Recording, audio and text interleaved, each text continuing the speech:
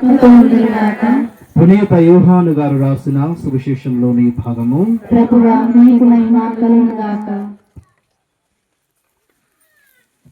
11వ అధ్యాయము పవిత్ర వచనములు 1 నుండి 45 వరకు. ఆ కాలములో బెతానియాలో లాజరు అను వ్యక్తి వ్యాధిగ్రస్తుడై ఉండెను. అది మరియమ్మ ఆమె సోదరి మార్తమ్మల గ్రామము. యేసుకు పరిమళ తైలము పూసి ఆయన పాదములను తల వెంట్రుకలతో తుడిచినది ఈ మరియమ్మయే. వ్యాధిగ్రస్తుడైన లాజరు ఆమెకు సహోదరుడు కనుక అక్కా చెల్లెండ్రు, ప్రభు, మీరు ప్రేమించిన లాజరు వ్యాధిగ్రస్తుడై ఉన్నాడు అని యేసుకు వర్తమానము పంపిరి.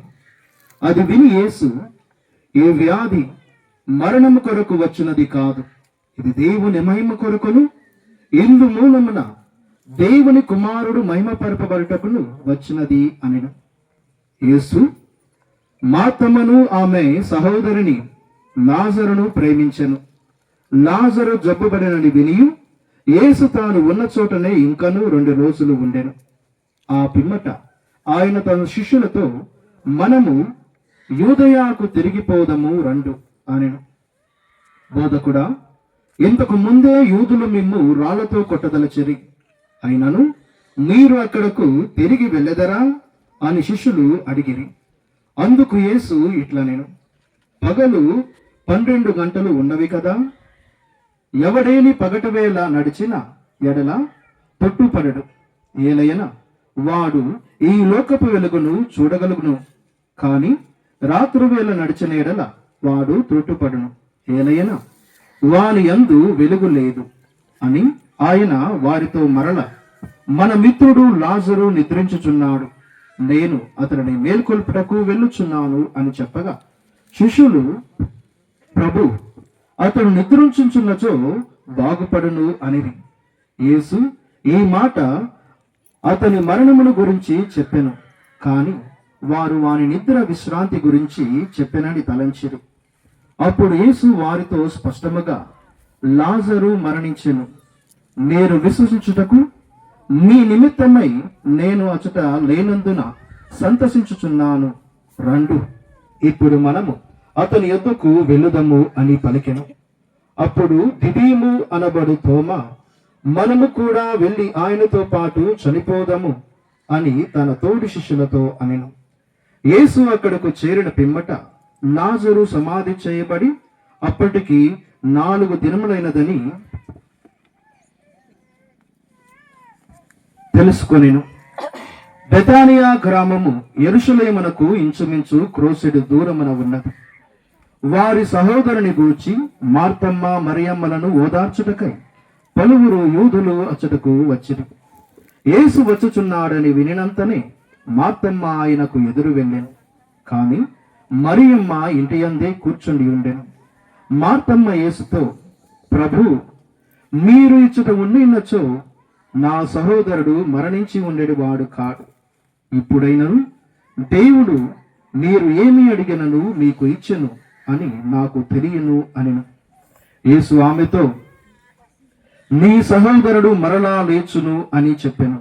అందుకు మార్తమ్మ, అంతిమ దినమున పునరుత్థానమందు అతడు మరలా లేచునని నేను ఎరుగుదును అని పలికెను.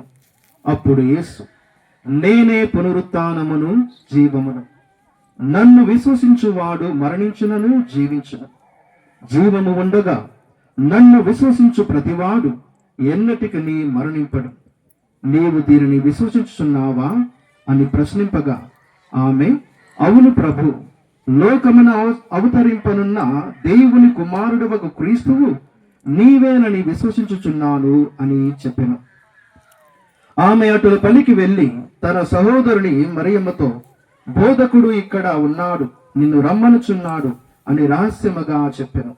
అది విని మరియమ్మ వెంటనే లేచి ఆయన యొద్దకు వెళ్ళెను. యేసు ఇంకనూ గ్రామము చేరలేదు. మార్తమ్మ తనను కలుసుకున్న స్థలమునే ఉండెను. ఇంటి యొద్ద మరియమ్మను ఓదార్చుచున్న యూదులు ఆమె ఉన్న పాటున లేచి వెలుపలకు బయలుదేరుట చూచి ఆమె వెంట వెళ్ళిరి. ఏలైనా ఆమె సమాధి వద్ద విలపించుటకు వెళ్ళుచున్నదని వారు తలంచిరి. మరియమ్మ యేసు ఉన్న చోటకు వచ్చి ఆయన పాదములపై పడి, ప్రభు, మీరు ఇక్కడ ఉండి ఉండొచ్చో నా సహోదరుడు మరణించని ఉండడు వాడు కాడు అని. ఆమె వెంట వచ్చిన యూదులు విలపించుటను చూచినప్పుడు యేసు హృదయము చలించెను. ఆయన దీర్ఘముగా నిట్టూర్చి, మీరు అతనిని ఎక్కడ సమాధి చేసిరి అని అడిగాను.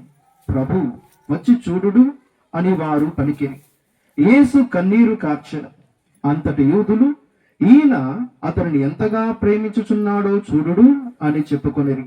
కాని వారిలో కొందరు, గుడ్డివానికి దృష్టినిచ్చిన ఇతడు లాజరును మృతుల నుండి తప్పింపలేకపోయనే అని. యేసు మరలా దీర్ఘముగా నిట్టూర్చి సమాధి వద్దకు వచ్చి, అది రాతితో మూయబడిన ఒక గుహ. రాతిని తొలగింపుడు అని యేసు అనెను. మృతుని సహోదరి మార్తమ్మ, ప్రభు, అతడు చనిపోయి 4 రోజులైనది, ఇప్పటికీ దుర్వాసన కొట్టుచుండును అనెను. యేసు ఆమెతో, నీవు విశ్వసించినచో దేవుని మహిమను చూచెదవని నీతో చెప్పలేదా అనెను. అంతటా వారు రాతిని తొలగించిరి. యేసు కనులెత్తి, ఓ తండ్రి, నీవు నా ప్రార్థనను ఆలకించినందులకు కృతజ్ఞుడను. నీవు నన్ను ఎప్పుడునూ ఆలకించదవని నేను ఎరుగుదును. కాని ఇక్కడ ఉన్న జన సమూహము నిమిత్తమై నీవు నన్ను పంపినట్లు వారు విశ్వసించుటకై ఇటులా పలికితిని అనెను. పిమ్మట యేసు బిగ్గరగా, లాజరు, వెలుపలకు రమ్ము అని పలికెను. చనిపోయిన వాడు వెలుపలకు వచ్చెను. అతని కాలు చేతులు ప్రేత వస్త్రముతో బంధింపబడి ఉండున, అతని ముఖము వస్త్రములతో చుట్టుబడి ఉండెను. యేసు వారితో, కట్లు విప్పి అతనిని పోనిండు అనెను. మరియమ్మతో కలిసి వచ్చి ఈ అద్భుతమును చూసిన యూదులలో పలువురు ఆయనను విశ్వసించిరి. ఇది క్రీస్తు సువిశేషము. క్రీస్తువా మీకు స్తుతి కలుగుగాక.